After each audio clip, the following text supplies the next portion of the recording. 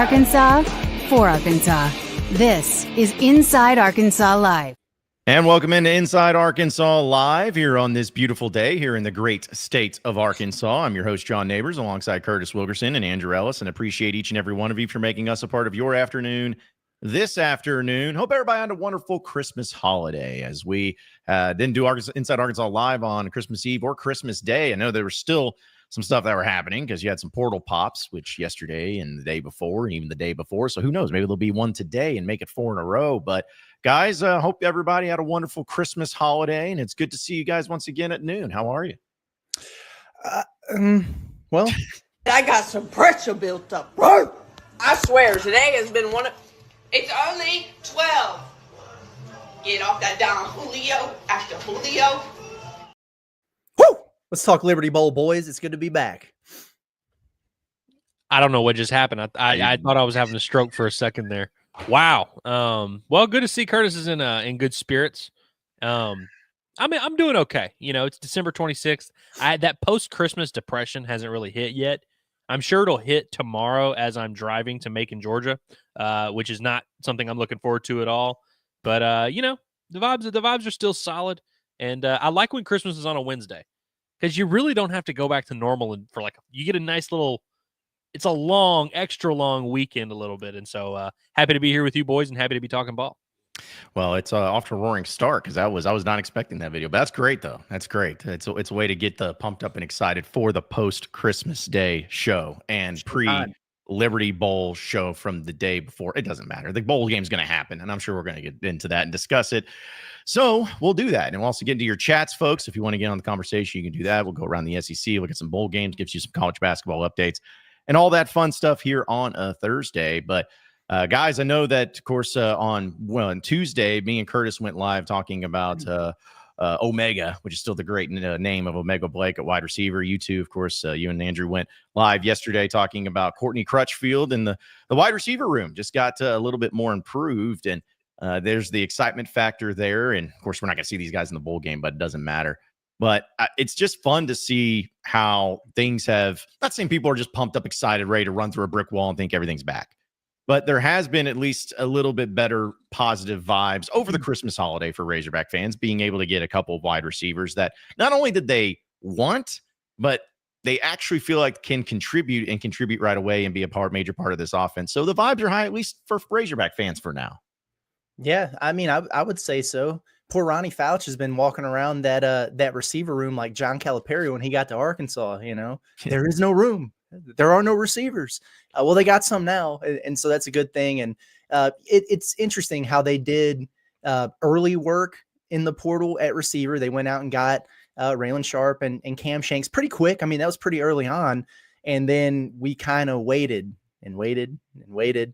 And you were wondering like when they were going to land somebody like Kendrick Law came and went. The Jordan Dwyer guy that they were excited about is going to TCU. And you're like, all right, so what's really going on here? You know, Omega Blake been at the top of the list for me in terms of the guys that have been connected to Arkansas. We talked about him a lot, but they needed some more size and length at the receiver position. They needed a deep threat. He checks all those boxes, and then they just needed more talent. And whether Courtney Crutchfield has produced it all at the college level yet, the answer to that is no, he hasn't. But he is certainly talented enough to be a guy that you would think could factor into the receiver room at Arkansas. So they're starting to put some pieces together there. And of course, you're going to get excited when you get pass catchers. Anybody that can produce stats, that's going to excite everybody. A receiver, a running back, a quarterback, people get excited about that. The real ball knowers understand that it's all about what happens in the trenches. The casuals, though, are going to get excited about the people that put up the stats. For sure. Arkansas desperately needed to make something shake in the transfer portal at wide receiver. And we talked about it a lot yesterday, I think they're probably one move away. I think they still are going to bring in at least one more, and they probably need to. I mean, you're replacing a lot, and you just don't have much that you can really count on with this receiver room, even with some of those guys they brought in. And so, yeah, they need production any way they can get it. I feel a little bad because, like, I don't want to be the guy who rains on everyone's parades all the time. I don't want to do the thing where every time they land a commit, I'm like, wow, are you sure? So I've noticed that a lot of people are more excited about the transfer class so far than I am. And since it's still kind of Christmas and I'm trying to, put my best foot forward, I'm just gonna kind of keep a lot of my takes to myself on Arkansas's roster and sort of how I feel about it. But yeah, at receiver, Arkansas, no doubt. I mean, Omega Blake, that's one that I certainly really like. I'm a huge fan of his work. And Courtney Crutchfield, I like the vision there. I like taking a chance on a talented guy. And I agree with your assessment, Curtis, that I feel a lot better about Arkansas's offense and what they're going to be able to accomplish because I feel like they upgraded so much at tackle on the offensive line. Still not 100% sure what they're doing at guard. I still think they need to kind of figure that out, whether it's with the current roster or in the portal. But I feel like you would rather have a weakness at guard than tackle. So I am pretty optimistic that Arkansas has actually upgraded their offensive line, which in turn should upgrade everything else around the room, with Taylor Green especially. Well, if that's the way you feel about not wanting to be that guy today, you're going to really hate our question of the day when we get to it, because I feel like it's probably going to get brought up. So I'm just going to apologize in advance because you're probably going to hate it. But the thing is, like, to your points though of the offensive side, I agree, because I believe that I'm in a position. Even Sam Pittman kind of talked about it in his press conference, which we'll play a couple of clips there later in the show. But he even talked about, like, hey, we upgraded heavily in the offense. I think it's what he felt like. He's very confident in how and that was even before they officially signed Omega Blake and Courtney Crutchfield. So you would think that because of that, it's really been elevated. I think the fascinating part about this, guys, is like we talked about, Taylor Green coming back and Bobby Petrino coming back is a rare thing, not just because you have a quarterback and coordinator coming back at the same time, but also because everybody else around him is changing. The coordinator's the same, the quarterback's the same, but everybody else has changed. And I know it's really early in the game. We haven't gone through spring ball. We're way past it.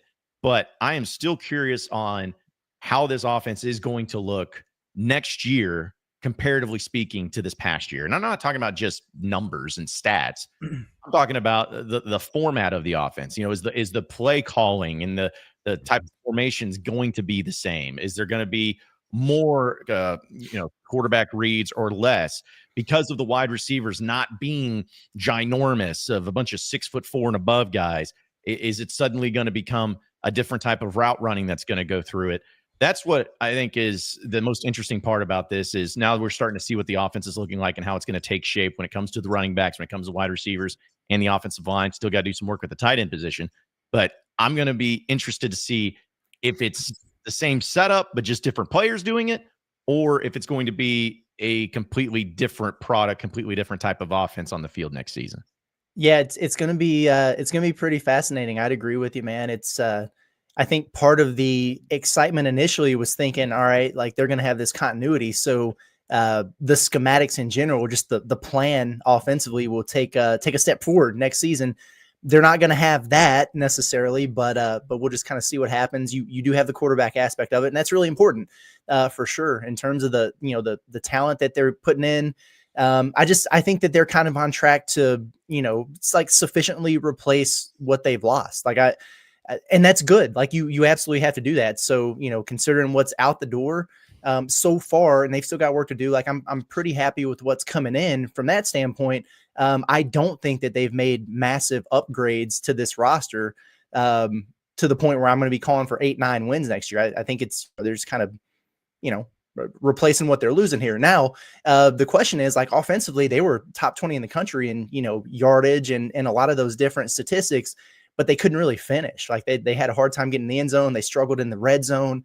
The interesting thing about some of the struggles that they had, those are some of the areas that you feel like in year 2 of your quarterback and your coordinator, those are things that improve. And if they do, you start scoring some more points, then, hey, maybe you're in business.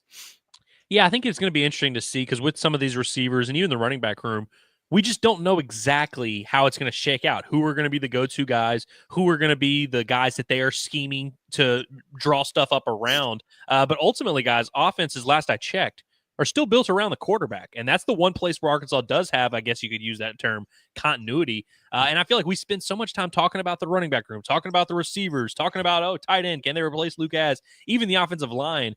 We kind of overlook Taylor Green. Not, I overlook's probably not the right term, but it's just something we don't talk about because he's the one returning piece where it's not something we need to discuss, especially during portal season. But when you're talking about this offense and what it's going to look like, he's still the number one main driving force of that. And so I think his development is going to be huge. I think what he's comfortable doing are going to be a very important thing about what this offense is able to do. We'll see what he builds with this wide receiver room in terms of chemistry. But when you're talking about this Arkansas offense and what it's going to look like, whether that's schematics or just potency and competence, I think it goes through Taylor Green. And so I think if you're a Hog fan and you're trying to kind of build your case for why this offense would take a massive step forward in 2025, it has to start and finish with Taylor Green. You have to buy into the idea that Bobby has a plan for him, and these receivers that they brought in can kind of complement that plan, but that it's going to be built around him and that he takes that next step forward. Because if you're upgrading at the quarterback position, which obviously they're not upgrading in terms of talent in versus talent out, it's the same guy. But if Taylor Green takes that massive step forward and is a much better version of himself in 2025, all of a sudden we'll feel a lot better about this receiver room, the running back room, even the tight ends, and the offensive line. We'll see how that works out. But I do think if you're an Arkansas fan and you're trying to think about what can this offense do in 2025, you got to remember Taylor is the big X factor here. If he's a much better version of the guy he was in 2024, you can talk me into a lot of things with this Arkansas offense. Well, I know this, may surprise some people, but I'm a pretty big Bobby Petrino fan, and I always have been. I don't know if anyone knew that. And I was still big on him coming into this season, and I still feel like, looking at the numbers like you just read off, Curtis, and where they ranked and everything, the offense did a pretty solid job. They weren't perfect at times, but compared to where they were the year before, where they're at now, it's vastly improved. However, there's no excuses for anything anyways, because you're already on borrowed time. But if next season, considering how the offense is going and considering having Taylor Green back and assuming everyone stays healthy, because that's also a big part of it, if this offense does not improve from what it was this past season, then it's all on Bobby Petrino. It really is, because you are somebody who walked into a situation in Petrino where Pittman's like, hey, go get your quarterback. And he did. But he didn't say, hey, go get your wide receivers, because they had wide receivers. They weren't going to change that. Or, hey, go get your offensive linemen, because that was between Pittman and Mateo. So trying to just rebuild that thing. And he didn't say, hey, go get your tight ends, because they were set at tight ends. Well, they lost all their tight ends. They lost all their wide receivers. They lost pretty much the running backs too. And so now it's like, all right, Petrino, you picked your quarterback last year and you're sticking with that quarterback. He's your guy still. Now go get your wide receivers, because you got your wide receiver coach. Go get them. These are the guys that Petrino and Fouch have chosen, the ones they're bringing in. Same with the running back situation. Yes, they lost a bunch of running backs. They got one back with Braylon Russell, but it's like, hey, go get your running backs. You're going to need them next season. Go get your tight ends, because we don't have any right now. So now I'm expecting, whether it's right or wrong, I'm expecting this offense to be a much better, improved product far and away overall next season than what it was this past season, because these are the ones that you chose, Bobby Petrino. These are the guys you wanted. So you better make sure that next season, even though you lost all these players, that offense better be improved, because there's no excuses. These are the ones you wanted to put into place. Yeah, I mean, I think it's perfectly reasonable to have that expectation for all the reasons you outlined.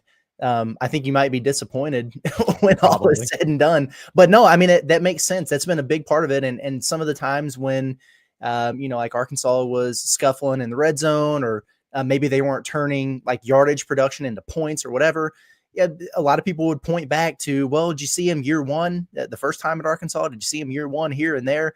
It's always really turned the corner in year two. That was just kind of like the built-in thing that eventually became this is always the plan, right? For having the year two of the Bobby Petrino thing. So I get it 100%. I also think part of the plan was to have, obviously, like they were going to go out and get guys anyway. That's a fact. They were going to go out and try to get some pieces to improve the roster. But I guarantee you that they anticipated having more continuity returning next year than they do. And so should that change expectations I don't think it should. I really don't. So I'm kind of with you on that. And we'll see what happens, man. There's so much wait and see involved in this, with me. And I think there are a couple positions that they're better at offensively. I think there's a couple that they're clearly worse at. The wide receiver thing, I'm just fascinated by, because I look at it and I'm like, man, I love Omega Blake. I don't love him as much as I did Andrew Armstrong. I know it's not a one-off comparison, but like, you need Omega Blake's numbers at Charlotte to transfer over completely to Arkansas. Like, he needs to be that good at Arkansas as he was at Charlotte.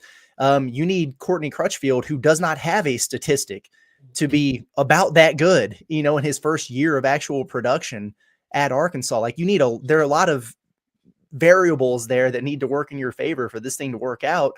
I'm not saying they can't. It's just going to be, you know, it's very much wait and see for me. Yeah, Curtis, when you were going on that, I kind of started thinking back to what we talked about with Sam Pittman, where we will take you at your word. Whatever you say, we will operate. Whether we think you're lying, whether we think it's true, whether we believe it or not, we're going to take you at your word, and that's what we're going to judge you on. And so, look, when Arkansas started having this mass exodus, Luke Has leaves, Satania leaves, Kudus, Nichols, all these guys, everyone kind of, when I say everyone, not everyone, I know it's not everyone, but a lot of people kind of went with the, well, you know, Bobby Petrino's got to get his guys. He wants to start fresh with his offense, and Pittman didn't say that, but that was kind of the take that they went to the press guy. That was their PR stance, was like, hey, we just got to go get in our guys. We feel like we can build a pretty good roster. Whether or not that's true, I don't know. I have my opinions, but again, we will just take this staff and this fan base at their word. So, you know, I agree. When you get into the 2025 season, I don't think that your expectations can be, well, you know, it's a work in progress, and, you know, maybe year 2, maybe year 3 with Bobby. It's like, no, this is the route you guys wanted to go. You wanted to clean house, allegedly. You wanted to let all these guys walk. So this is the team you have. Can you make it work? I'm not going to buy any of those excuses of, well, you know, we would have had a good offense, but Kudus left. We would have had a good offense, but Satania. It's like you claimed in the moment that you wanted those guys out of there, and you wanted to build with your own guys. And so now here are your guys. You've got, you know, Crutchfield, you've got Sharp, you've got Omega Blake. Like, you've got all these guys. This is the offense you went out and chose, kind of to your point, John. You wanted your receivers. Here are your receivers. Mm-hmm. What can you do with them? You don't get to point the finger and blame anyone else if the offense sucks this year. And so it is going to be interesting. I also just come back to, obviously, there's a lot of pressure on Arkansas as a program, big picture. Like, they just have to perform in 2025. But I think these coordinators as well, by Petrino, there's a lot of pressure because of all those reasons you outlined, John. He got his quarterback. He went and got his receivers. They let all these offensive linemen walk and decided to rebuild it through the portal again. And so it pretty much has to work. And if it doesn't, you know, that's going to probably be it for the entire coaching staff. Well, and I'll also throw this in because I know we'll get to some of your chats, folks. But going to the point of Crutchfield and a guy who has no stats and some of these other players too, this is what you're going to have to hope for. Yep. You're going to have to hope for, in this instance of Crutchfield, which I know a year can make a difference, but you're going to have to hope that Bobby Petrino knows what to do with Courtney Crutchfield in a way that Eli Drinkwitz in Missouri did not know what to do with him. You know, you're going to hope that they're going to say, hey, I see this wide receiver over there. I know exactly how I can make him a pivotal part of our offense, even though Missouri didn't play the dude whatsoever. You're also hoping that when it comes to Omega Blake or whoever it is from these smaller schools, that Petrino or Fouch or whoever identified that and says, I see this guy over here, and I see something that these other schools may not have seen in him to give him a chance at wide receiver. I see something where I can bring him in right now, and he can be a major part of our offense. That's the hope that you're having to have, and the faith you're having to have in the coaching staff, which they absolutely could do. But when it comes to all the wide receivers and the guys that they've added, I like them. I like the type of potential that they have. But for someone like Crutchfield especially, it's more of me being just hopeful. I'm hopeful that Petrino saw something in him and saw something in his game that can translate onto the field easier than what Missouri did, which kind of sounds crazy when you think about it, but that's the hope that you have. Because people are going to, I'm just telling you right now, people are going to be extremely disappointed and pissed off if next season Courtney Crutchfield is like Luke Has this year, where it was just kind of, he was there. So, but okay, so he's not do anything with him? Like, you didn't bring him in? You felt like this guy is he just not very good? If he's not very good, why'd you bring him in? Or is he just not being featured? I don't know, but there's just that pressure that comes along with it, and just hoping that this coaching staff knows what they're going to do with these players, because these are the ones you're going after. Yeah, for sure. And you're right, man. I mean, you just hope that that projections and talent and recruiting rankings, you know, because all those are based on what people think you're going to be when you get there. You just hope that all those people were right. And you can look at it in Missouri in a couple different ways. Like, yes, they had Luther Burden and Theo Weiss, who are two of the better receivers in the SEC. But there are also more than two receivers that are on the field. And there's also a two deep. It wasn't like he was just out there for a bunch of snaps and not getting targets or whatever. So like what was it? What was the learning curve there? And then you wonder and hope that in his redshirt season there at Missouri that he did learn a lot and developed a lot, became a better player. And I don't know how he would have factored into things at Missouri next season.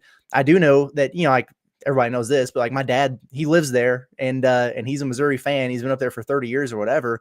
And I just kind of asked him about it yesterday. Like, what's the vibe at Mizzou for, losing Crutchfield and him going back to Arkansas and everything. And he was just kind of like, no, nobody's really talking about it, and so, and maybe that's just because he was, unseen, unheard as a true freshman, but it doesn't seem like they're, in shambles over the situation. So we'll see how it plays out, man. But I do hope anytime you have an in-state kid that comes back home, you really want it to work out. There's like added pressure on him, fair or not, added pressure on him to come in and be a dude right away.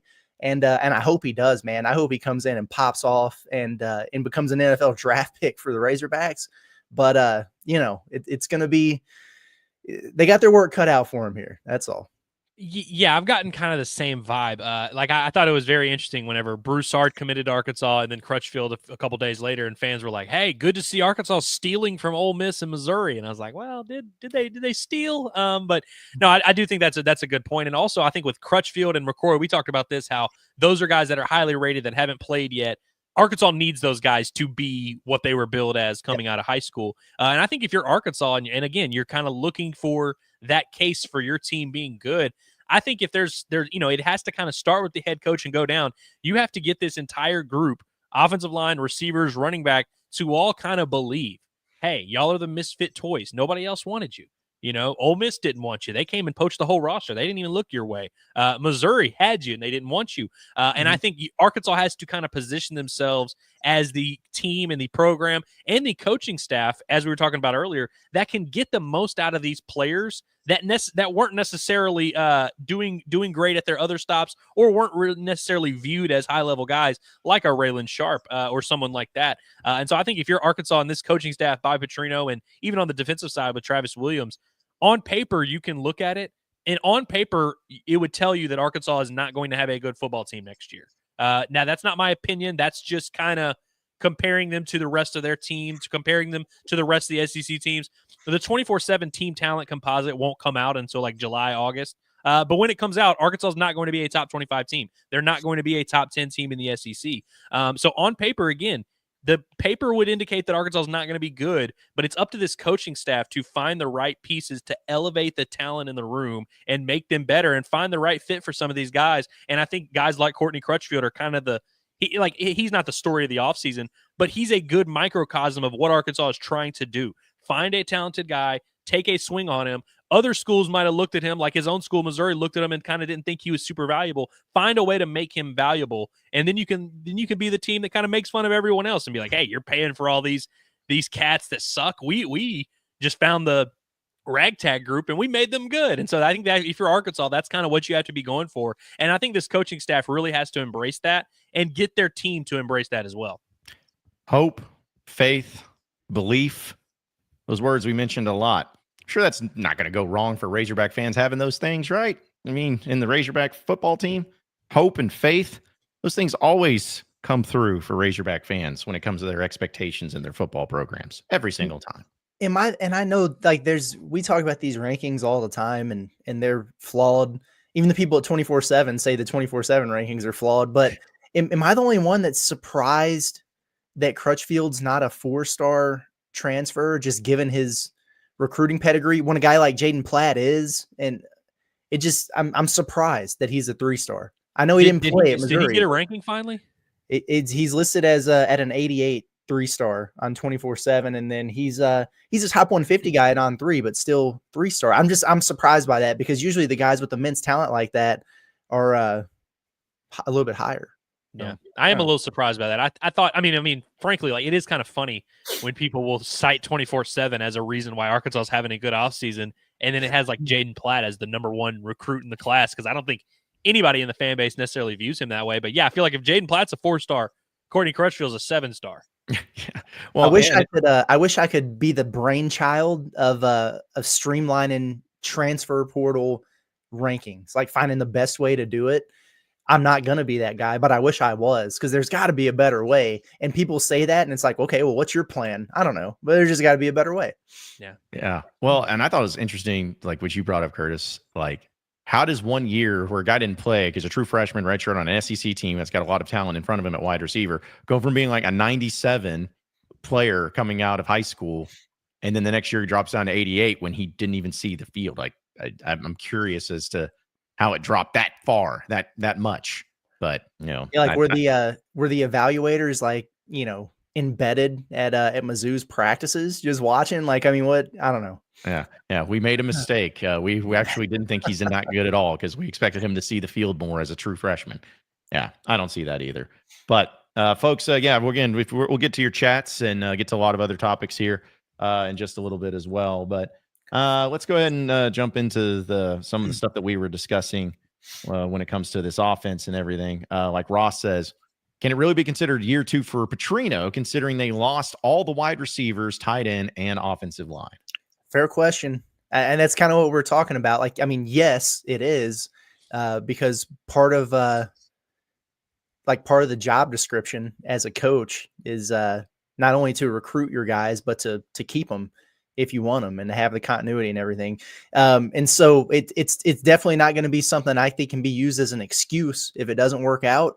And, like, it's whether or not you think they should have retained a bunch of guys or not, it's they need to show progress from year 1 to year 2, regardless of who's out there on the field, in my opinion. Yeah. And I mean, frankly, like, it seemed to me like Arkansas chose not to retain a lot of those guys. I mean, the 3 offensive linemen, Kudus, it seems like he got a fat bag that like Arkansas just simply couldn't match. But it's like Addison Nichols. I imagine if Arkansas wanted him back, they could have had Addison Nichols back. Luke has, from what it seems like, him and Petrino, that exit interview just did not go swimmingly. I don't know if like they just viewed him very differently, but I think when you openly choose not to bring all those guys back, I don't think you get to cite it as a reason why you need an extra year. And I definitely don't think if Arkansas goes 4-8, 5-7, that this fan base is going to be like, yeah, well, let's see what year 3 looks like of Petrino, and let's see what year 7 looks like of Sam Pittman. I think all the pressure is on this year, whether that's fair or not, whether y'all like it or not. Arkansas has to show up this season. They can't go under 6-6 next year. Nope, there'll be zero excuse for it. Let's see. Also, I like this from William. He's like, John, Curtis, and Andrew, even though we lost a lot of production, we also lost a lot of turnover, right? Turnovers. Did you? Taylor Green was responsible for like 75% of them, right? Yeah. I mean, Jaquindon Jackson and Rashad Binion like to fumble that thing. They did. So that's some of it, I guess. Binion had a couple fumbles. Yeah. And then Broden liked to drop it. So, I mean, it wasn't always a turnover, but it was sometimes. How many interceptions did Talon wind up throwing? Like 8, 9? He ended up throwing 9 interceptions, 13 touchdowns. I'm sure somebody in the chat's got that information ready and handy. So, sheesh. Yeah. He got sacked 30 times, which is almost crazy to think about. But, yeah, I mean, that makes sense as to why that was the case. Also, I was trying to find out how many times he fumbled, but I have to go into some other stats. He had some fumbles for sure. Yeah. He had a few of them do strip sacks and whatnot. So, but yeah. Yeah, I'm about to say, yeah, the turnovers, not really a thing as far as how much you actually did lose. And so have we changed our, like, all the muffed punts, those are all Satania's fault now? Is that? Dude, that's crazy that people are citing that. Okay. You know what's funny about that, Curtis? And people are going to really be mad when I say this. Satania was one of the safer bets in terms of punt return, like actually catching balls in traffic. He got blocked into on the Oklahoma State one, which Sam Pittman came to the press conference and was like, we had a guy get blocked into him. Like, we can't have that happen. Maybe he muffed another one that I forgot about. But that's the one that everyone remembers because it pretty much cost them the game. But, yeah, in the moment, we 1,000% all were in agreement that it was Cross Johnson's fault because he was the one who got blocked into him or got knocked off of his thing there. Yeah, that definitely was a thing. Satania as a punt returner was great. Yeah, that was, I don't know where now they might have got a better one in Cam Shanks though, because he literally is statistically the best one in the country.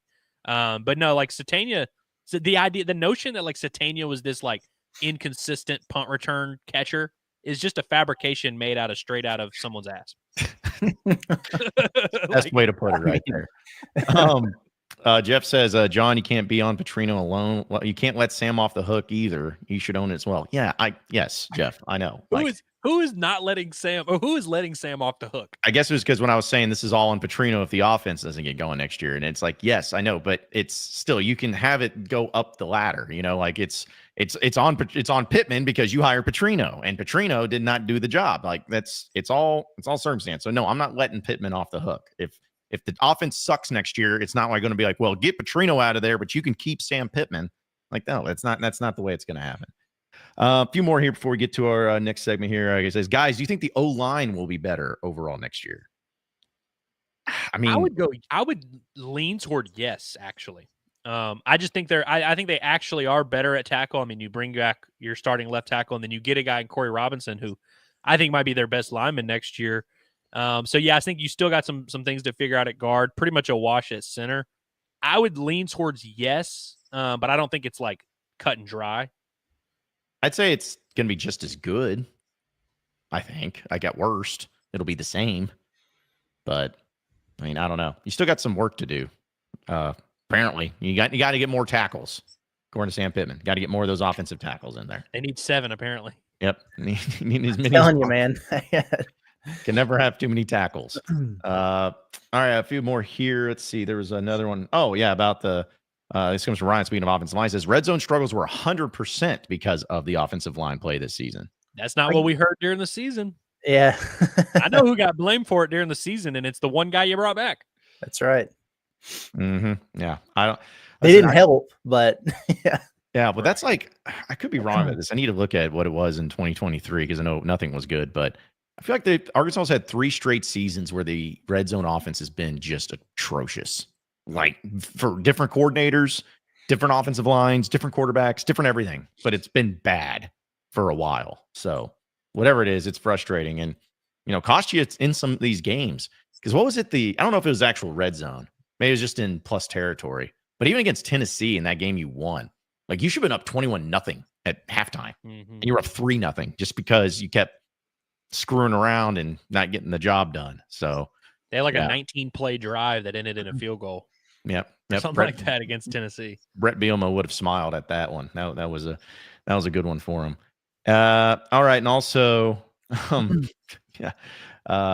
says tackle was the only position we've upgraded in the portal so far, which I would disagree. Actually, I think they upgraded at secondary possibly. But now that you'll have to now that's assuming that maybe 1 or 2 guys that are still in the mix are there. But I'd say they're upgraded at safety. I think they've upgraded at safety. Safety, yeah, maybe not cornerback. corner. We'll see. Yeah, and even then, it's like not a full, right. 100%. But yeah, I think this is probably not disrespectful to Jaden Johnson.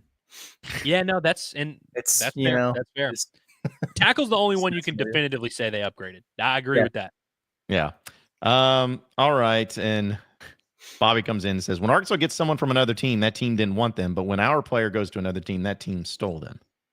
Yeah, Bobby's also the first one who came in here today and said we were being negative, which I mean, what else is new? We are the negatives. Bobby, hey, listen, there's plenty of glaze on Sam Pittman's donut if you want to go elsewhere and listen, man. I mean, I get so sick of this shit. I really do.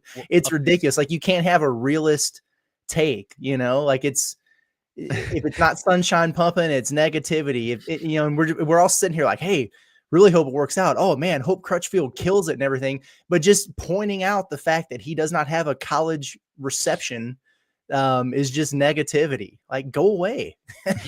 Well, apparently John was saying they should never fire Sam Pittman earlier. So maybe that's what he's referring to. But seriously, can people really not understand the difference between a starting lineman and a starting tight end going to an opponent rather than a guy who wasn't in a 2-deep coming to Bobby G, like Kavion Broussard for Patrick Kudus. Can we at least understand the difference between those two things? If you want to make the case that Broussard's better, you can do that. I'm going to disagree with it, but you can make that case, but at least understand that like a guy not in there 2-deep coming to Arkansas is a different situation than a starter that Pittman openly said they wanted to bring back and build the O-line around going to Ole Miss. Like those are just different situations. Can we at least agree on that? Because if we can't, we're not going to agree on anything. Well, I think you're the last part you just said, Andrew. We're not going to agree on anything because sure. it's just the way it's going to be. But I tell you what, that's a great segue and transition, because for our question of the day, presented by Alumni Hall here in Fayetteville, 3417 North College Avenue. A lot of you may have needed some of that Razorback gear, but Santa didn't put you on the nice list, so you didn't get what you wanted. Well, that's okay, because Alumni Hall, they're still open. They still have plenty of inventory, and they got all the things you need for Razorback decor, but also apparel. So check them out there. You can also shop them online at alumnihall.com/Arkansas-Razorbacks and get all the great apparel there delivered straight to your door. It's Alumni Hall, the ultimate Razorback shopping experience. And I pretty much just put it out there for giving you three choices of how do you feel about the job the Razorbacks have done so far in the transfer portal with the additions, not, losing players. I'm talking about just the additions. How do you feel that they've done? And the choices were better than what you thought, about what you expected, or worse than what you thought. And as of right now, where it stands in this very accurate poll, 53% of you say it's better than what you anticipated with the additions, and 42% of you say it's about what you expected. So you're talking about 94% of you roughly feel that the additions from the transfer portal are just as good, if not better, than what you anticipated going into it. Everybody has their own expectations, I think, going into these things. And so if there were folks who were, thinking they're just not going to be able to go out and get guys, and then, yeah, I mean, you probably are. It is probably better than you anticipated. I think it's about what I expected. I mean, that's where I'm at with it.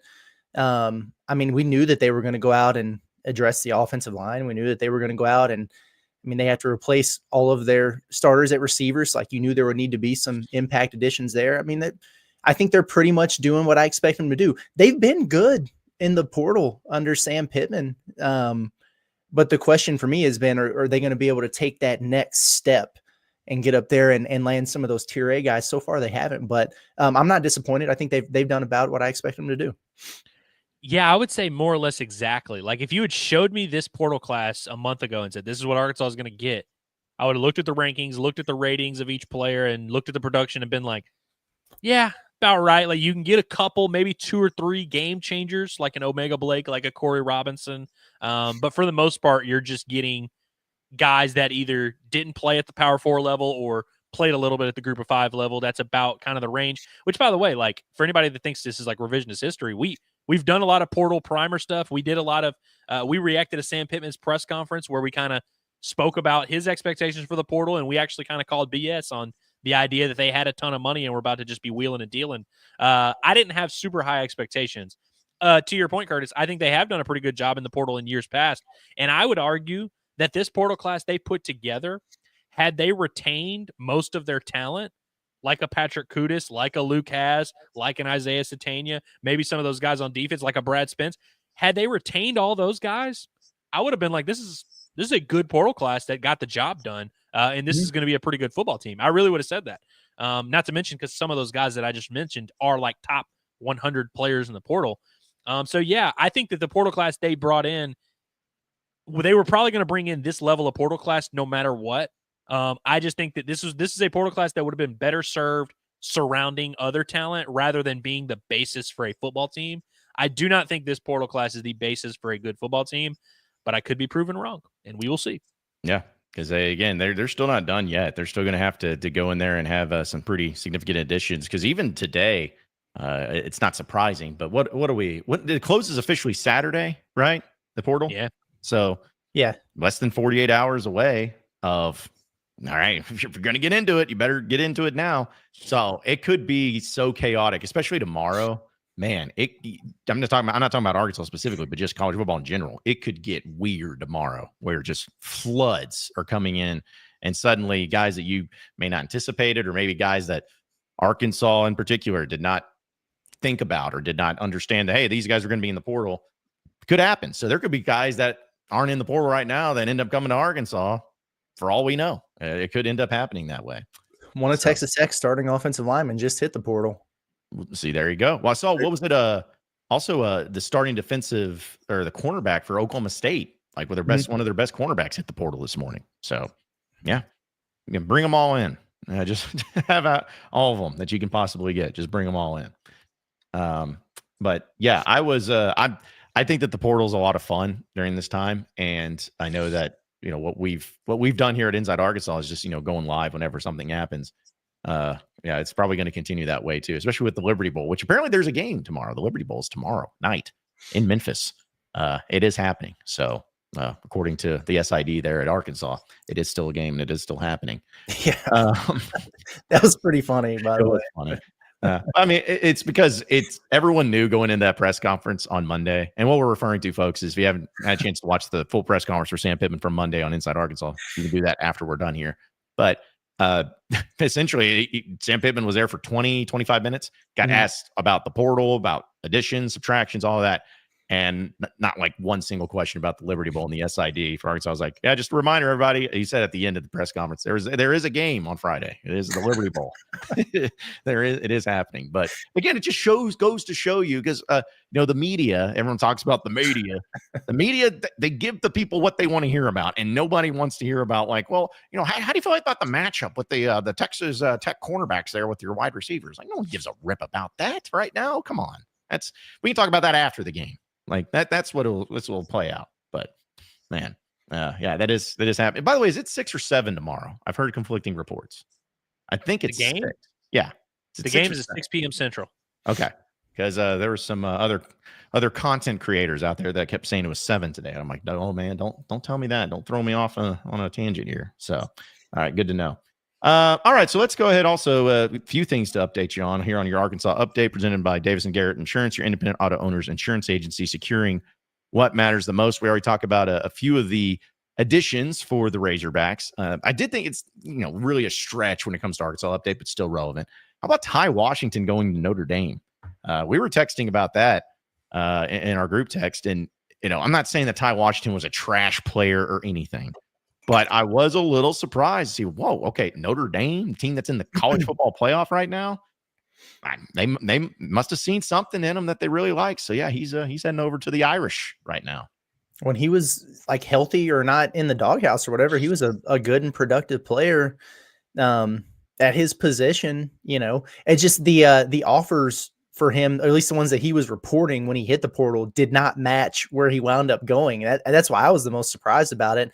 Because I think I was seeing like South Florida and, just more schools on that level. And then when he popped for Notre Dame, I was like, wow. But good for him, man. That's a big deal. And I hope he does well there. Yeah, I agree. I was surprised more so, like you said, Curtis, because of the offers he was reporting and not necessarily about how good he is as a player. True or false, Ty Washington would be the best tight end on Arkansas's roster today. True. I do wonder if, like, in hindsight, they're like, shit, why do we kick him off the team? And I know they had their reasons, and there's a whole messy situation, but yeah, I think Arkansas could use like 2 or 3 Ty Washingtons right about now. Well, it's funny too because I was just looking at it, which the people can take however it is, but of the 27 portal subtractions, I guess, or the guys that entered into the portal from Arkansas's team last season, 16 of them are going to Power 5 schools or Power 4 schools. 16 of them. And over half of those, I think if I did my math correctly, which I'm doing on the fly, so it's scary, but of those 16, 13 of them are going to Power 4 programs that had a winning record. And 8 of them are going to programs that were either in the college football playoff or competing for a spot in the college football playoff. So, just throwing that out there for anyone interested in that. So bums, I tell you. Yeah. Bums. Scrubs that are out there. Also, a few things. I wanted to play this clip real quick because I know this happened days ago, but we have not done Inside Arkansas live since then, or at least jumping into some of the press conference clips from Sam Pittman. But this was pretty fascinating from the Anton Junkaj JUCO situation. I thought this was fascinating from the defensive line. Of course, if you don't know, he is a defensive lineman. He was highly regarded, but Sam Pittman was asked about with the latest NCAA and the ruling for Diego, that guy over at Vanderbilt. Sam Pittman had this to say about the situation with Anton. I certainly have talked to him. I'd love to have him back. I've already talked to him about that. And as a matter of fact, I got a call on the bus. We were just outside. We were in West Memphis, and they told me that the NCAA has passed a rule or going to that if you played your last year this year and you played in junior college, that you'll have availability to play next year. Just so the lawsuits won't be abundant, and they'll just pass the rule. If that's the case, June College will be one of the first guys I go to. He's a great kid, and I think he's a really good player. He just was hurt most of this season. Okay, so what do you guys think about that, with not only the possibility of June College coming back, but also how much that Sam Pittman really, really, really wants him back on the team next season? Well, it's I mean, they were really high on him, and he was heavily coveted coming out of the transfer portal last year, and it never clicked for him. He showed some flashes we saw towards the end of spring ball last year. We're like, okay, we can kind of see the vision here. He's getting the backfield a little bit more. Then he had the concussion in fall camp, and then he had, I'm pretty sure it was a knee deal that was bugging him. I'm not sure how healthy he was the entire season. And so then it wound up just not really translating. I don't think he recorded a sack this year. I could be wrong. Maybe he did. No, he did not. He had 1 tackle for loss. And then, his pass rush grade on PFF was below average. And so like on the surface, you could look at that production and be like, okay, he stays, he goes, whatever. But I wouldn't mind seeing a healthy version of him, especially given Arkansas' situation coming off of the edge right now, where it's just a lot of unproven commodities that you're hoping will take the next step. And some of them will. I don't think it would be a bad thing at all, but I do think it speaks to at least the potential they see in him with the way that Sam Pittman was speaking about him. Yeah, I think his health is kind of the big thing here that we don't really know the answer to. I remember he missed practices in the spring, which is kind of when we initially were like, are we sure this guy's good? Like, we haven't really seen much out of him. He missed some time in the spring, missed some time during fall camp, and then even missed games during the season. I think they're, in hindsight, it's pretty obvious he wasn't healthy maybe at all throughout this entire season. Will he be healthy next year? I don't know. I think that's certainly a fair question when you have a guy who was injured the entire year. But yeah, I'd say why the hell not? I think, if you're Arkansas, you need as much talent and much production, as much of like stability as you can find out there on the edge. I mean, you're talking about an older guy who, I understand it's Albany, I understand it's FCS, but 15 sacks. Like he was an All-American, high level. He was a guy that PFF coming in. I know everybody hates PFF, but like going into the season, PFF was like, this is the best transfer edition of all time. Yeah, I remember he won some award for like the preseason transfer of the year or something like that, which obviously he didn't live up to that. And, we're not talking about that level of player here. But I think that just tells you that he was viewed very highly by the coaching staff, by other people. He clearly fell way short of that. But I think there's a lot of room between 0 sacks and All-American type of player. And I think if he can fall anywhere in between that, he would be helpful for Arkansas. They could absolutely use him on the defensive line. I would certainly appreciate his services if he came back and played some defensive end for Arkansas. Not that it would be a game changer for the room to where I'd be like, hey, they're set now. They got a loaded D line. But I thought one of the biggest weaknesses of Arkansas's team this past season was the lack of depth on the defensive line, which he kind of contributed to by not being the player they thought he was going to be and for being banged up. So yeah, I think when you got Nico leaving, you've got Landon Jackson leaving, you've got Eric Gregory leaving, Arkansas needs as much help as they can get. You also got Kiwi Rose. And so, yeah, I think Anton Junckaj, Arkansas should welcome him back with open arms. If an FCS All-American who led the FCS in sacks entered the transfer portal right now and Arkansas picked him up, I would be very excited about it and 100%. Very intrigued by it. Well, you already have that guy who's been on your team, with Travis Williams, with Deke Adams and all those guys. So yeah, if you get him back, I think that would be a good thing for Arkansas. I really do. Yeah. He played in 10 games this year, had 15 total tackles, and unassisted tackles were only 5, only 1 tackle for loss. So yeah, if it was a health thing, then all right, I want to see what it's like when he's fully healthy. But I'll never forget when I saw the Pro Football Focus thing come out, and they said that of all the SEC players going into the season, as far as pass rushers, Arkansas with Anton Junckaj has the number 1. And I'm like, of the transfers? It's like, no, of all the defensive linemen in the SEC. I was like, oh, okay, that makes sense. Didn't even know that was a thing. But, if he's healthy, let's see it. Let's see what he can do. And maybe that'll be something that'll be big. Hey, Ryan, we are quite literally, as you are typing this, speaking about defensive line news for the Arkansas Razorbacks. Is it the news you want? Probably not, but we're giving you what's out there. If you want us to make something up, we can. But Anton Jukaj would help Arkansas on the defensive line. How much? We'll see. But he does play D-line, and we are giving you that news while you were asking for D-line news. Yep. There you go. Now you know. Now you know about the defensive line situation, which I will admit, if, of course, they get Jukaj back and it works out, then that's great. But if they don't, that needs work. That needs help. The defensive line situation, I'm not a fan of. Now, I will say this. For me, getting Anton Jukaj back does not negate the need to go out and get a proven pass rusher. Why not both? Like, you can't just bring him back and be like, oh yeah, we're good.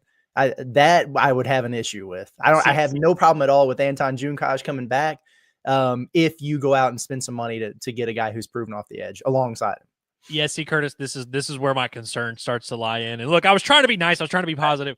If I know Sammy P like I know Sammy P, he's sitting there thinking, well, that's money we don't have to spend if we can get Jukaj back. We can keep some of that little change here, and we won't have to go out there and get a guy. But no, seriously, though, dead serious. I do think, like, whether it's from a playoff team, whether it's from someone in the portal in the spring period, whether it's just somebody out there we haven't heard of, maybe it's someone that enters late, whoever the top available edge rusher is, Arkansas needs to make them say no. And I think, again, we'll see who all enters the portal, but Arkansas absolutely needs to be in the mix trying to get as many edge rushers as possible. I would have felt so much better if they would have gotten that guy from Georgia. Not to say that he was going to be replacing Landon Jackson, but just saying for the sake of the development, for sake of depth, for the sake of everything, man, that would have been at least put me in a better position to where, wow, if you get this guy and you got Anton Jukaj, you can kind of talk yourself into maybe the core group of guys being in a solid state. But they've whiffed on a few of them, on a few of the defensive linemen. So got to see some more movement there, which I think Deke Adams has done a pretty good job since he's been the defensive line coach at Arkansas, especially considering what he had to take over. So all right, but we got to see some movement there at some point in time here soon. Also, a little bit of the basketball side of news too, as far as the Arkansas update, to change it up a little bit. And Curtis, I know you saw this too, but how about Muhammad Silla, who is the top 15 recruit out of the 2025 class, the number one center in the 2025 class. He's 6'10", and he is down to 3 schools: Oregon, Georgia Tech, and Arkansas. How about that? How about that? Tune in to the Pod of the Palace in the morning and hear more about it. There you go. But that is the thing. Yeah, he down to the top 3. He visited Arkansas during football season. He's visited all those schools. Now, the interesting thing is a lot of folks felt like the clubhouse leader for him was Washington. And so, like, I am more surprised that Washington is not a finalist than I am that Arkansas is. Maybe that's a good thing. We'll see. But I think he does have a decision to make in terms of what matters most to him. Is it having a role and playing time kind of guaranteed right away? Or is it, development under the big man whisperer, Kenny Payne, and what's going to put me in the best position to get drafted and be a successful NBA player? And if he chooses the latter, then I think he should choose Arkansas. Well, what's interesting, Curtis, is I think Trevin Brazil's season so far should help in this regard, because I think Trevin Brazil, you want to talk about contributing versus development, Trevin's getting both, and I think he's going to get drafted this year after averaging like 8 and 4 at Arkansas. You know what I mean? And I think like that kind of, now obviously Trevin Brazil, a completely different player, completely different situation. He's an older guy. But I think that has to be appealing to some big men, whether it's a freshman, whether it's a transfer guy saying, hey man, if I just go be a really good 7th man, start here and there, like do my role and embrace the way that Trevin Brazil did, I can accomplish what I want to accomplish individually, get drafted, play in the NBA, develop. I wonder how much that's going to help. But I think ultimately, like, this Arkansas team is going to be determined by what they get in the portal. So like this freshman class is obviously a great one. We're going to be excited about it. But I think that's a really nice starting point for what they're going to build for this roster in the portal. And we'll see what they all have coming back. Getting 2 top 10 guards in the country and a top big man. It's really hard to complain about that. It's kind of crazy that freshman recruiting, we've been desensitized. Like 10 years ago, Curtis, we would have sold our souls to have this type of recruiting class. Well, we need to be desensitized, and that's the one thing that's a turnoff to me about it is you give Cal an itch and you let him scratch it, And the next thing you know, you got 5-6 freshmen and he's starting all of them. And you got a bunch of 18-year-olds, and then you get into March and you lose to a 14 seed in the first round of the NCAA tournament. That's just not the way college basketball works anymore. So it's the same thing. It's like, hey, I'm good with Anton Junkaj coming back if they go out and get a dude who's proven that he can compete at this level. I'm okay with them getting freshmen who are really, really talented. If he actually supplements his roster with adult males for the basketball team, who can produce in nut cutting time, because that's kind of been his biggest issue. He's said over and over, like, 3, maybe 4 freshmen. And then now here he is with 3 guys on the hook. And now they're finalists for Scylla, and they're making a push for Nate Ament. These guys are all good. But if your starting 5 is all freshmen next year, and then you wonder what the hell happened in March, sometimes a tiger doesn't change its stripes. So as long as there's balance, that's all I ask for, is that they have balance, and he still attacks the portal, and then we're good to go. But I always have my eye on this when he says one thing, and then you keep hearing him connected with these young guys, and then the Kentucky people keep getting in my DMs and on my comments on YouTube going, see, you just wait. Don't prove him right, Cal. Don't do just it. cut it off at 3. Cut it off at 3 freshmen. Yes. But I will say there are worse gotchas out there than the see, you got stuck with 3 top 20 freshmen. See, you idiot. Yeah. You know what I mean? We'll take that one. Yeah. There's worse things than being stuck. Yeah, with 3 up McDonald's All-American. Oakland was happy that was the case. And so was St. Peter's. So, Yeah. saying. Well, I will say, as far as bracketology goes, it's always fascinating. Arkansas is about to start SEC play up. They have one more game, but in the latest of Joey brackets, he's got Arkansas as a 9 seed facing off against Wisconsin in an 8-9 matchup. So really riveting stuff there. And he would have the game take place in Milwaukee. Ugh, sounds awful. So it basically Wisconsin in Wisconsin. Yeah, got him on the road in the NCAA tournament. What the hell? Yeah, not very helpful there. But anyways, it's just funny because Arkansas is a top 25 team right now, and they're listed as a 9 seed, but shows you just the SEC and how awesome it is and everything. So, but yeah, I'm always fascinated by that, of the current state of how things are going on in college basketball, especially in the SEC overall. So, but I'll tell you what, we'll make that as a nice little smooth transition into your SEC update presented by Rhoback. If you ever need any great apparel, folks, when it comes to the performance out there, whether it's joggers, quarter zips, some things you want to be out on the run, something you want to wear for any occasion, any event, they got it all, and it's the finest of quality with Rhoback. Go to Rhoback.com, use promo code HOGSBY20 for 20% off your first purchase. Again, HOGSBY20 for 20% off your first purchase. It's Rhoback.com. And with the SEC update, since we're already talking about bracketology as it is and where everything is at, as of right now, you still have Auburn and Tennessee as the number one seeds, which is not surprising. Kentucky, though, for their shameful performances here lately, they dropped down to a 2 seed. So really hate seeing that. But Alabama is also a 2 seed, and Florida is also a 2 seed. So you're talking about 5 SEC teams taking the top 8 seeds as of right now, according to the bracketology, which is fair, to be honest. I can't argue it in the way these teams have looked. But you also have, I was just laughing about some of these things because it's like, yeah, I guess that is true. Ole Miss is at a 6 seed at this point in time. Texas A&M's at a 4 seed at this point in time. You also have Oklahoma at a 5 seed. Since they are in the SEC, we got to mention them. You also have, I'm trying to remember where Mississippi State was at. They're a 4 seed. Mississippi State's a 4 seed as well. So, yeah, just to name a few. Texas is a 10 seed, so they're a bubble team. But as far as I can see, though, those are all the SEC teams that are currently in the bracketology. 13 of them, 13 of 16 in the NCAA tournament. I'm gonna tell you right now, Oklahoma ain't gonna be no 5 seed. No, it's just the NIT maybe. Yeah, I don't think it's mathematically possible for all those SEC teams to end up with top 6 seeds, right? Like A&M, Mississippi State, Oklahoma. I feel like there's going to be some separation. Like a lot of these teams will end up on the bubble. A&M's going to end up being like an 8 seed. Like they'll lose some game. Yeah, it's just, I don't know, man. It's so crazy. I saw today that every road trip in the SEC outside of to South Carolina is a quad 1 game.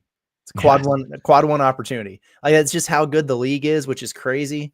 And I talked about this morning on the Pot the Palace. Just I was going through the SEC schedule and some predictions and everything, but just the tournament simulator. And I told you guys about it.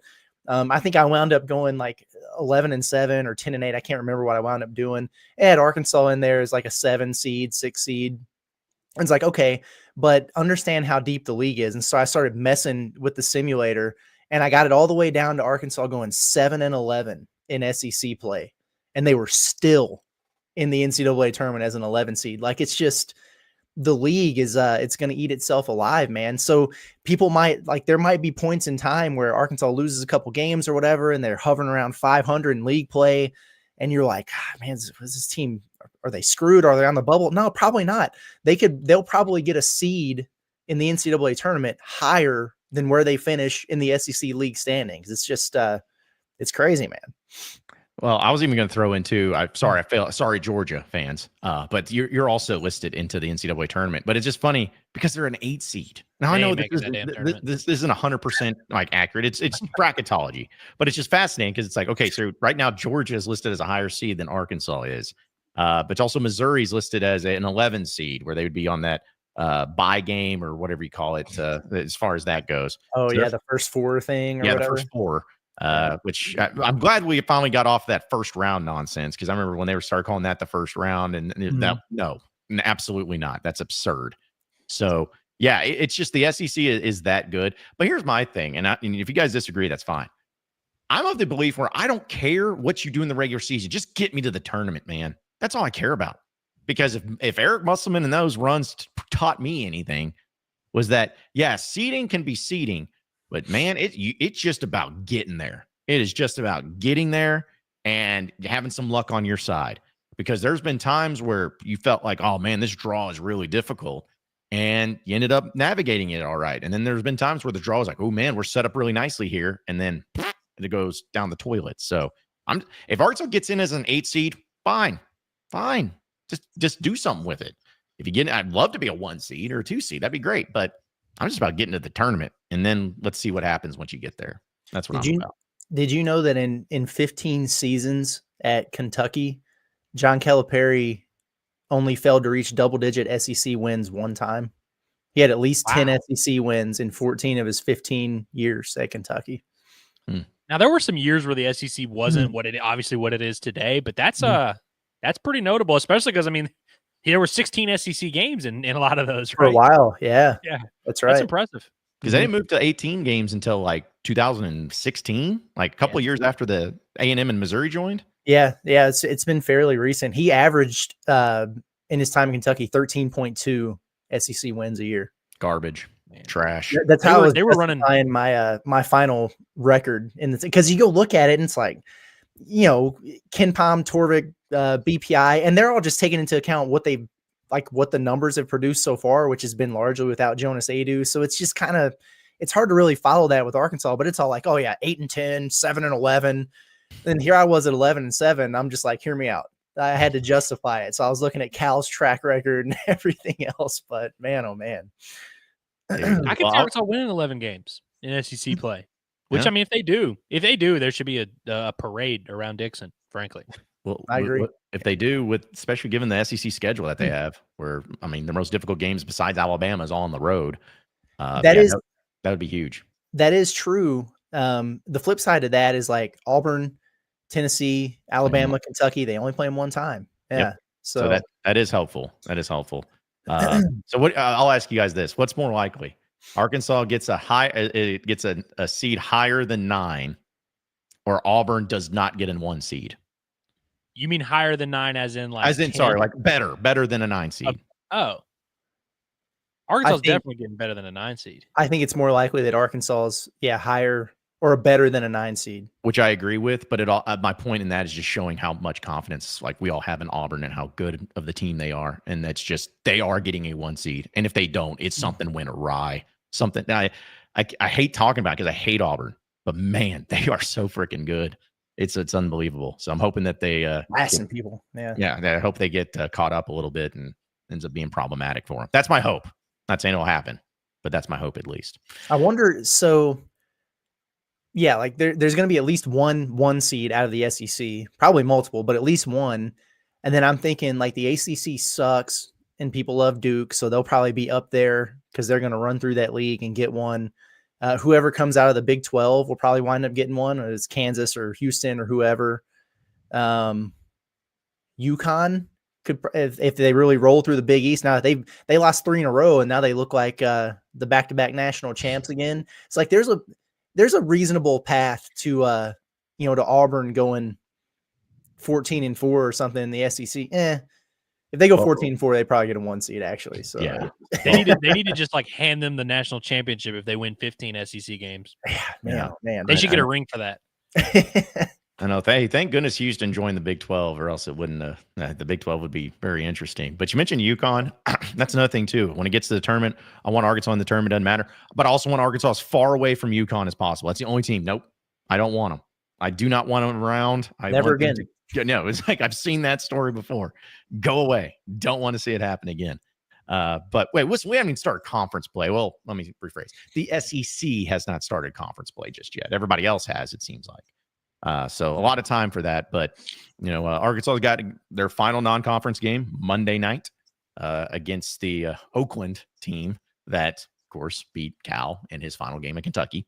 So I'm sure that nobody will pay attention to that or make a big deal out of that at all. They also lost to Hawaii yesterday on a Christmas basketball game that I watched for whatever reason. You're a degenerate, man. Curtis, I really think in that Oakland post game, we need to go with the take of like, this shows Cal's progress as a coach. Yeah. This shows that he's turned over a new leaf. This ain't Big Blue. This ain't Big Blue Nation.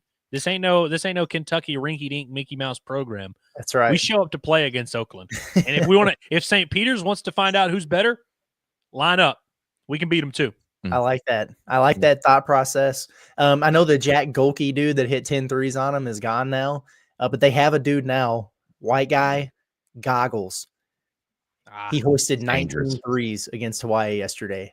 Shot 19 threes in a game. He only made 6 of them. But it's like his clone. So he's going to be the talking point the whole week. Can't wait.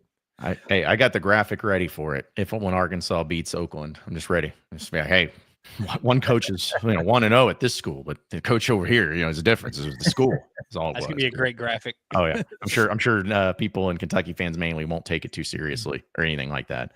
Also, this is my last thing on from bracketology and all that.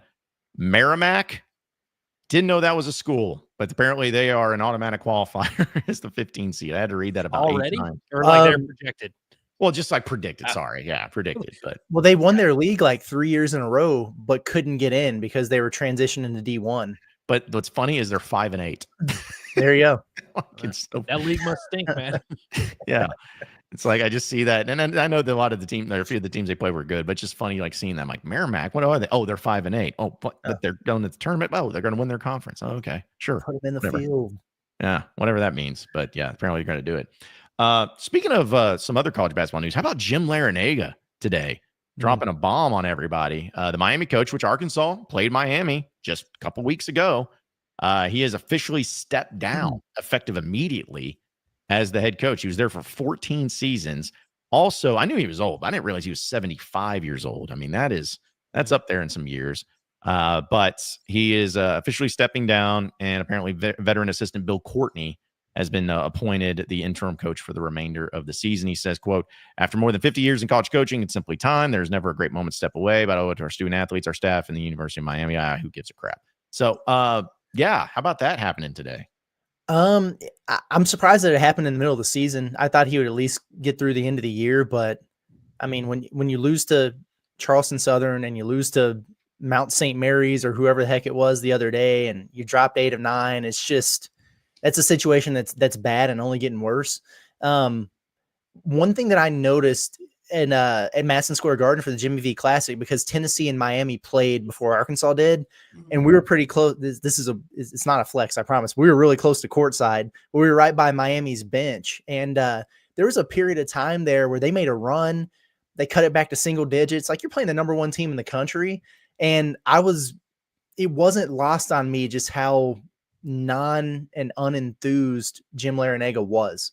And he just looked checked out, man. Like he was over it, like he was tired, sitting on the bench a lot as opposed to being up coaching his team.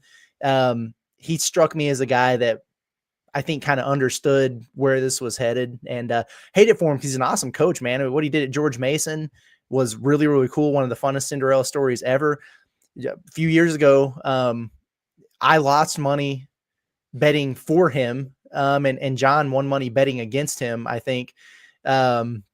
When they were in Vegas, we were in Vegas actually, and they were playing Texas in that game to get to the Final Four. And it's just, he's done a lot of really good things throughout his career, but the last couple of years have been just an abject disaster for him. And now here we are.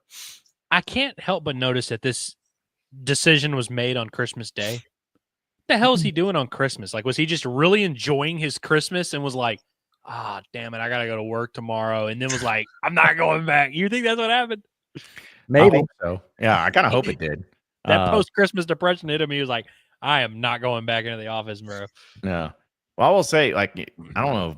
I feel like his run with George Mason to the Final Four was one of the greatest runs in the NCAA tournament history. Like, because the teams that they had to beat to get there, like, it wasn't just like, oh, they got lucky with some big. No, they were beating UConn. They beat, I want to say Kansas, maybe. They beat some really good teams and well-coached teams. So, yeah, I hate to see it kind of come to an end like that, but when it's time, I guess. And right now in the middle of the season, late December, well, what better time than now to go ahead and move on and see what happens. So just glad Arkansas beat them. In that run that they made, this is unreal. They beat Michigan State. Yeah. Tom Izzo. They beat North Carolina. Then they beat Wichita State. Then they beat UConn before falling to Florida. I mean, that's gauntlet, elite man. Coaches right there. Yeah. And that's losing to the Florida team that was back-to-back national champs with those dudes that were there. So, gosh, man. Yeah, that was one of the most fun and impressive runs. That's the only reason I know George Mason is a school, because of that reason right there. College basketball has introduced me to a lot of schools where I'm like, oh, that's a school. Yeah. Longwood. Okay. Yeah. Yeah. And I remember the first time when I was a kid hearing about a school called Gonzaga. I'm like, what the crap? Yeah. It sounds like something like Gonzo from the Muppets. It's like, no, it's a real school. And George Mason walked so Gonzaga could run. That's right. I remember hearing about a school for the first time called Kent State. And then Arkansas got their coach. And that's right. That's right. That's all I'll say about that. Yeah, that's all we need to be said, because I think everybody else understands. Yeah, but those were good times, man. Actually, they weren't. I hated that time, but still. I'll tell you what. There is some. We'll get to some of your chats, folks. So keep pouring those in. But want to look at a few of the bowl games that are happening tonight, as well as the Razorback game tomorrow with Bet Saracen. It's the Bet Saracen app, the only app that you need to download in sports betting when it comes to the state of Arkansas. It's the #1 sports betting app for a reason, because they do it the best. So check them out today. Download it on your iPhone or on your Android, or go to betsaracen.com. A couple games tonight that are taking place on the bowl season, which, everybody can have their own opinion on bowl games or whatever. I still am going to watch them, kind of. There's even a bowl game going on right now. I don't know if anybody knew it, but it's the Game Above Sports Bowl between Toledo and Pittsburgh. And it's a great score of 6-2 right now. So 6-2. It's 6-2. All right. Toledo with the lead. So good stuff there. But 4:30, you got Rutgers and Kansas State in just the Rate Bowl. So it's called the Rate Bowl. I thought it was the Guaranteed Rate Bowl. Well, according to ESPN.com, as well as the Saracen Bowl, it's just called the Rate Maybe Bowl. they switched it up. Maybe it's no guarantees in this life. Yeah, especially at rates. But yeah, so in that one, Kansas State's favored by 7 points. That's happened at 4:30 this afternoon. And then tonight, in-state action as the Arkansas State Red Wolves and Butch Jones fight on against the Bowling Green team in the 68 Ventures Bowl. Game's at 8 p.m. on ESPN tonight down there in Mobile. Bowling Green is favored by 10, though, in this game over the Red Wolves. So rooting for old Butch Jones in Arkansas State tonight. The Fighting Ty Brodens. That's right. Yeah. That's right. Yeah. I forgot he was from Bowling Green. Bowling Green. Who did they almost beat somebody this year? They played A&M fairly close. I think Penn State, maybe. It was like a one-score game or something. They lost to Penn State 34-7 or 34-27 in Happy Valley. And then they lost the next week to A&M 26-20. Yeah. Sheesh. Oh, wow. So yeah, they've. Dude, I'm betting on Bowling Green in that game if they've retained any bit of their roster. Heck yeah! And it's so dumb because they had those two games and then they lost the third straight to Old Dominion. It's like, okay, sure. Old Dominion's not bad though. They almost beat South Carolina. That's true. Yeah, I remember watching that game. That was the first game of the year for South Carolina, and I was thinking, gosh, man, These guys Dow Hawkins ain't gonna make it to the bye or get rid of his ass, and this Lenora Sellers guy's a bum. Yeah, Oops. I remember thinking that too, and it's amazing how things changed. But yeah, I have those games, and then tomorrow with the Razorback game, of course, happening in the Liberty Bowl, which looks like Sam Pittman's said some things in his press conference, which started about 15 minutes ago.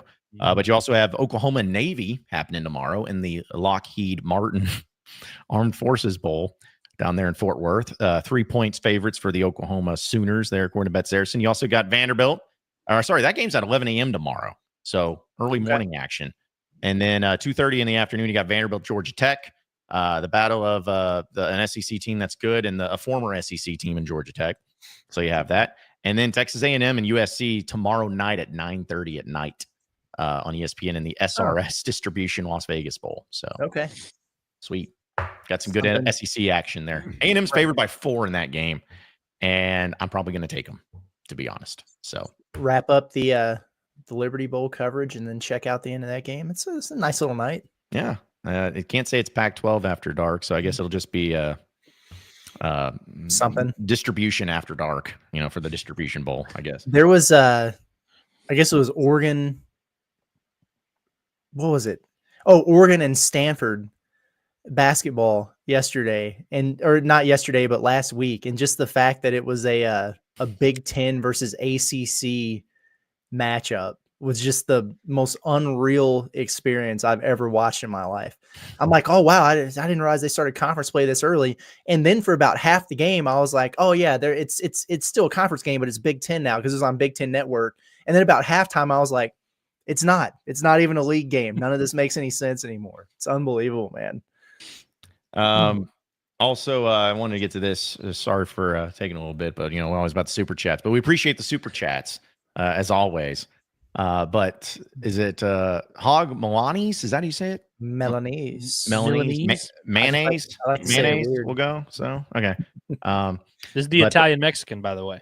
Or Christmas, depending on which or the Christmas which day it is. Yeah. But he says battered hog syndrome prediction. Braylon Russell blows up in the bowl game, 200 yards and 3 touchdowns. He's the player of the game and enters into the portal in the spring. That's crazy, bro. I really do wonder. I know he's available and everything. Sam said that, and he's around. He's going to play. I wonder how much he's actually going to play and how many carries he's going to get. Because I get it, and you don't want to hold a grudge, and all those things can be true. Like, he missed half the practices. He kind of left the team twice. Now he's back. That's great. But Rodney Hill and Tyrell Reed have been there grinding. If I was a head coach, I would just feel very inclined to give them the first looks and opportunities at the very bare minimum. I hope Braylon plays and gets some carries there, but I just wonder what those touches are going to look like. Yeah, his first day of practice was Sunday, I believe, right before they traveled. So yeah, I can't imagine he's in like football game shape right now. I mean, I can't imagine. He's probably 274 pounds, bro. I can't imagine he was like dialed in, doing football drills and stuff while he was in the portal. Yeah, it's very interesting, and I think that's an important factor. But can we just agree, if this played out this way, where he had an awesome bowl game and everybody fell back in love with Braylon Russell, and then he entered the portal, would be objectively hilarious? Oh, it's been hilarious the whole time. That would just be like, I don't know. It would be like the third sequel to a comedy series that actually ended up being funnier than what you expected because it was the third one. You're like, actually, this is really funny. Okay, this is great. But people shouldn't even be upset, is what I'm saying. Like, I think people should just laugh at it and move on. You know what I mean? Now, I didn't listen to this, so I don't know the context or the tone or whatever, but I did see the tweet about it with Braylon going live with Courtney Crutchfield yesterday, and Crutch was like, "Hey man, are you what's up? You coming back? You running back?" And he was just like, "I'm here now. I'm playing in the bowl." So I only saw the words tweeted about it. Oh, so you could take that a couple different ways. Like, what do you mean, bro? Like, I'm here. What are you talking about? Or it's like, really? You leaving this door open? So a very out of context quote, probably, but I read it yesterday. I think it was Jackson Fuller that put it out there, and I was like, oh God, here we go, man. I love that those guys are going to be the basis for this Arkansas offense, because I would say more than half the fan base has committed to hating them at various points during their careers. And it's just going to be funny. Yeah. Well, as I've said for everybody that feels that way, hey, you love Calipari now. You didn't, but you do now. And if your heart can change in that regard, it can change for other players too. If I can change, you can change. 39 years ago today, John, Rocky defeated Drago and ended the Cold War. Wow. That was 39 years ago today. Yeah. Next year will be the big 4-0. Man, that's wild. Good. I'm glad that happened though. Because the Cold War would still be going on if it weren't for that. Drago, he literally murdered Apollo Creed and nothing happened to him.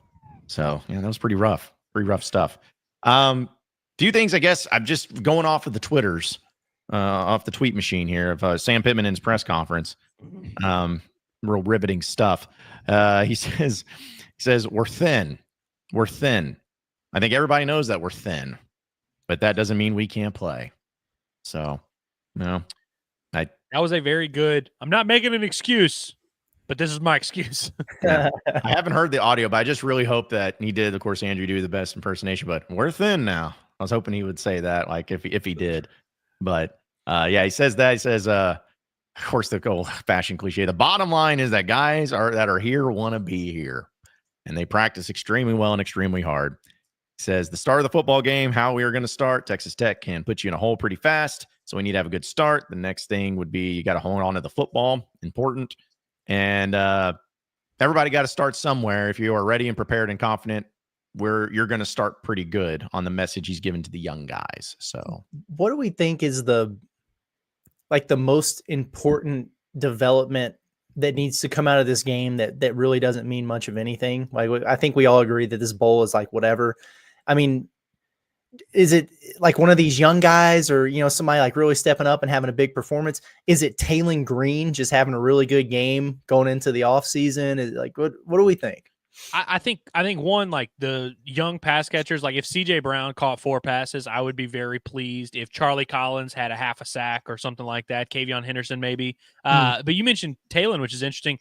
I remember, my favorite KJ performance as a Razorback was in the Liberty Bowl, weirdly enough.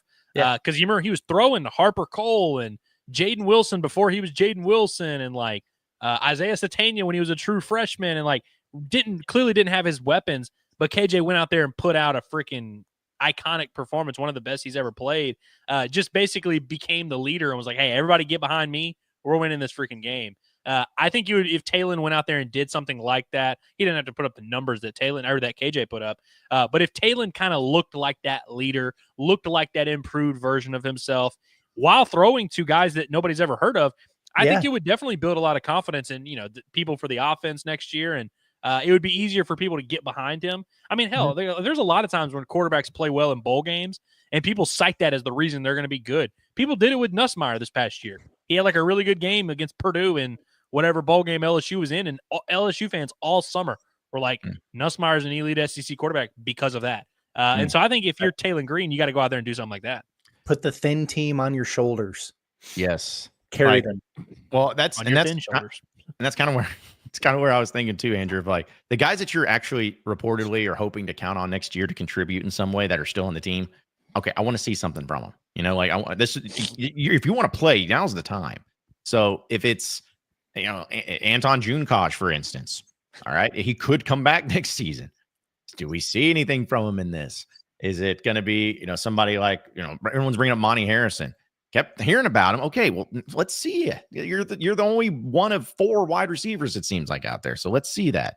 Let's see one of these running backs that are on the team, besides Braylon Russell, even if they're going to be on the team next year. Let's see it. Just the guys that are reportedly going to be back next season that should contribute or hoping to contribute. Let's just see something from them if we haven't seen much from them this season. That's all I want to see. That's all I ask. All right. This also is another super chat from Hog Mayonnaise. That's all I'm going to call you. He says predictions on who catches in the bowl. I mean, Tisla, Broden, they're going to be the top 2 guys, whether you like it or not. CJ Brown is definitely going to be in that mix. Who was listed at first team?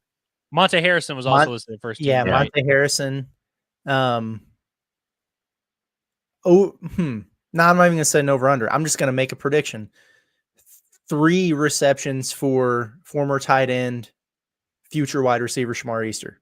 That would be notable, man. That'd be big time.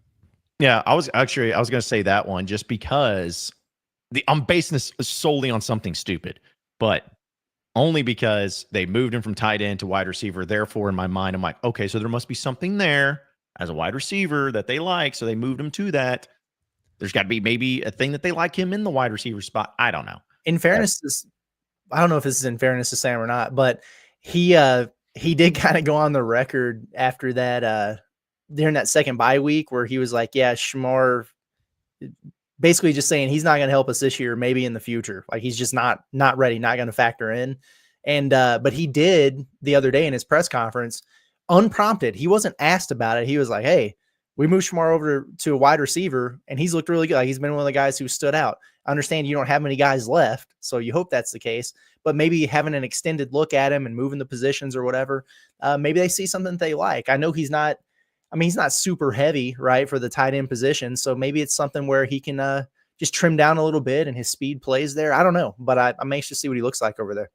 Him and Antonio Jordan are just going to be the massive Megatron receivers next year on the outside, and then it's a good thing Arkansas brought in 7 slot receivers so that they can rotate while those 2 big guys handle the edge. He's going to have the reverse course of Trey Knox from tight end to wide receiver, and he's going to be that guy. He's going to be that guy. So the point is, for your predictions here, it's just, man, roll the dice and to just guess, because that's probably who's going to end up with a catch. I think Maddox Lassiter ends up with at least 1 catch. Posky will catch a couple too, by the way. Yeah. Oh yeah, Posky. Glad to see him back. They got to get my man Maddox in the end zone. Yeah, that should be the question. If we wanted to see one player score a touchdown in this game for Arkansas, who is that one player we just want to see have a touchdown? Like realistically, obviously, everyone wants to see Devin Bale have a touchdown, but like realistically, who would be a great player? Juju Pope. Yeah, you talk about Braylon Russell and him being one of those guys that could just come right in and take his spot back. He's going to have to beat out Juju Pope, and I think Juju Pope's going to get in the end zone. Yeah, that would be awesome. I mean, it's last year for me. I feel like I've been doing my best to try to help conduct that train since the beginning of the year, so I can't vary from that. But the Juju Pope, I like that. That's a great pull. Yeah. I think that for me, I would just like to see someone random. Like, I didn't want to say someone random. I'd like to see a Tyrell Reed thing. Because even though he has a touchdown this year, it's just kind of like, okay, well, who are you and why are you here? What do you do?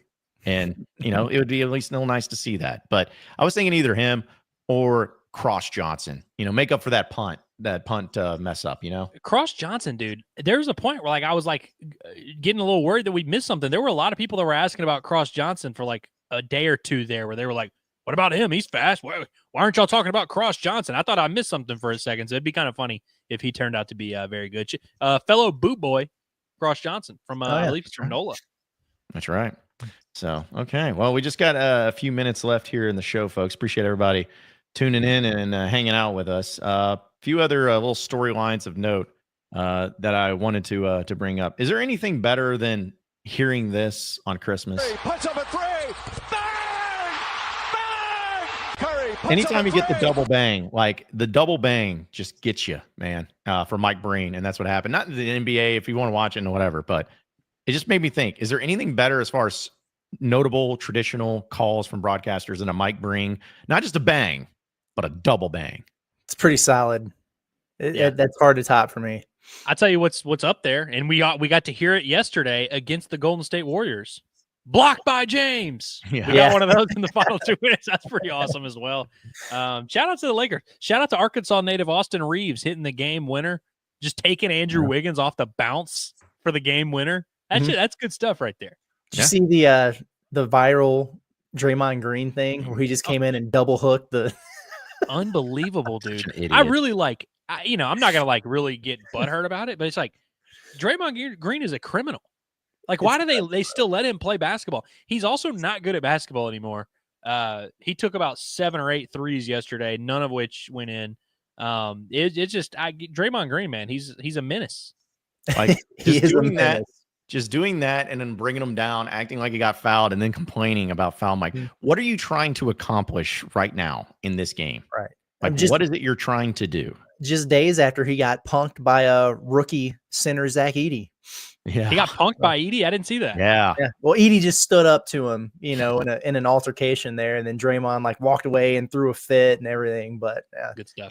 Zach Edey did not back down, nor would I if I was 7'4", 300 pounds. But I'd say when you're 7'4", I'm not saying that, he could for sure beat up everybody in the NBA. Yeah. But yeah, what are you going to do? Like if you got a half a foot at least on everybody you're going to stare down at. Yeah. This ain't Jordan Poole's chin, buddy. No, it's not.